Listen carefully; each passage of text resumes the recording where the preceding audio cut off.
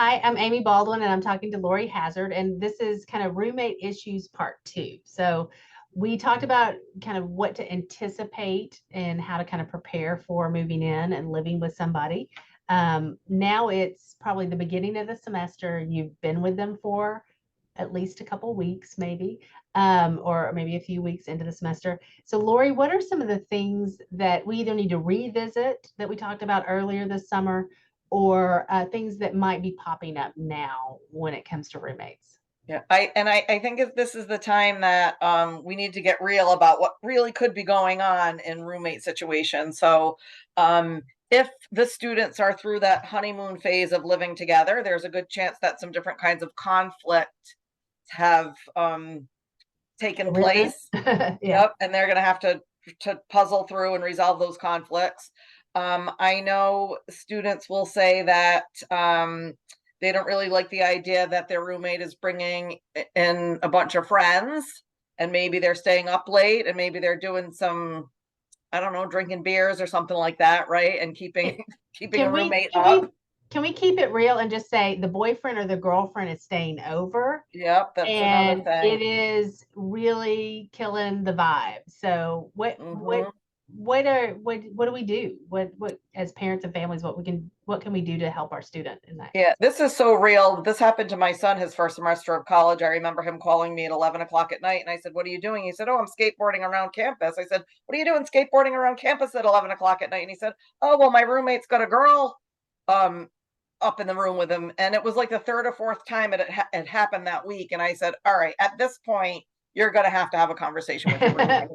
As Um, awkward as it is, you're gonna have to have a conversation. yeah, so you guys have to like figure out rules of the room and what's appropriate and what's fair. So I always share with students, and I think we talked about this before, that old conflict resolution technique where you say, I feel blank when you blank. So I feel concerned when you have girls in the room until midnight. When I have an 8 a.m. class, I need to get some sleep. We've got to figure out another strategy here. Hmm. So I feel blank when you blank. Okay, that's a good one. That's just good advice, period, right? Yeah, So yeah. I feel irritated Lori, when you leave all your dirty clothes on the floor for me to walk through, or your dirty food containers. So after I say that, what's the expectation after that? I mean, I we hope that the roommate will acknowledge that and Yeah. take responsibility for what they're doing.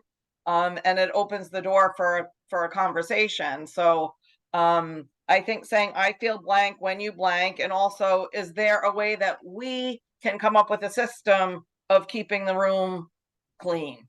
Okay. Can we Or make is there a way that we can come up with a system of who's using the bathroom when on those days that I have early morning classes? If we can yeah. come up with a solution together, that would be great. Okay. So it's about making a plan, what we are going to do. I think that's important.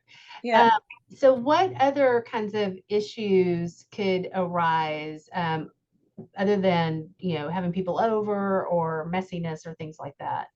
Um, I think different sleep patterns based on students' class schedules can be a concern. One student might have an 8 a.m. class, and another student might not start their classes until 11 or 12. And so it's talking about, being quiet when you're getting ready in the morning if your roommate's still sleeping, and being courteous in those kinds of ways, I think, is important. And to really make sure that everybody is getting the ample sleep yeah. that they need in order to function properly, right? Yeah, which made me think that sometimes sleeping's not just at night. And so the nap, which are an essential part of a college student's behavior, I think, and some adults too. But that nap, I'm thinking about, like, I'm taking a nap from 3 to 4 because I usually stay up late, and then I've got an early class.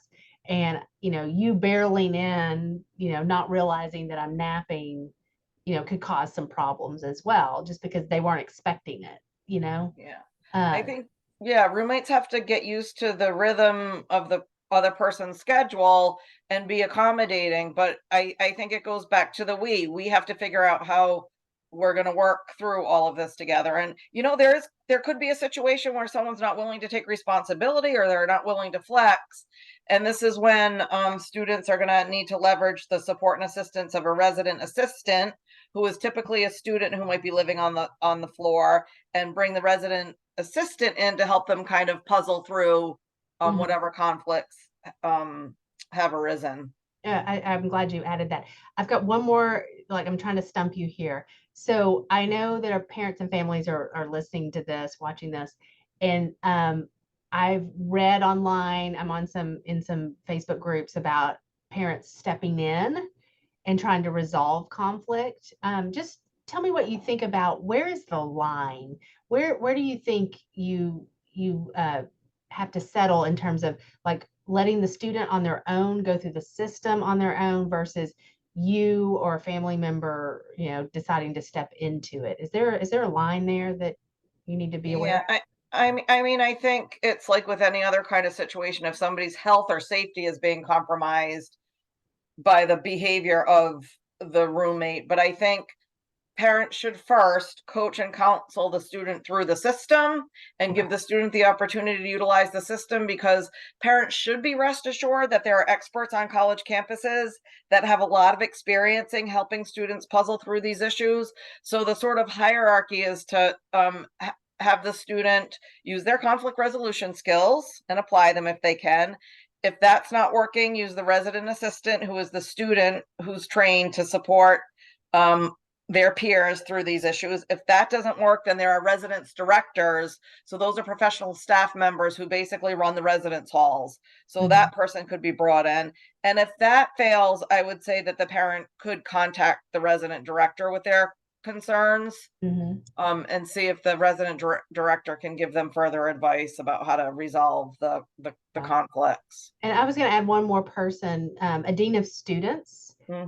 What it is could also perhaps be someone to contact and just help, with the resolution. But I think you made a point. If their health and safety is compromised, then and they're for some reason unable to get through the system as quickly as they need to, that stepping in obviously makes sense. And but just identifying those people who could then kind of help, who are already on campus. Yeah, and you absolutely don't want it to come to this, but there are some situations where students do have to switch out their roommates, and that is something that can be done, but something that you don't want to have happen. Right. It can be done, but we, usually counsel students to let's find some other alternatives to that. So great. Thank you so much. Appreciate it. My pleasure. Roommate issues, may you not have many, if at all, and may everybody get along.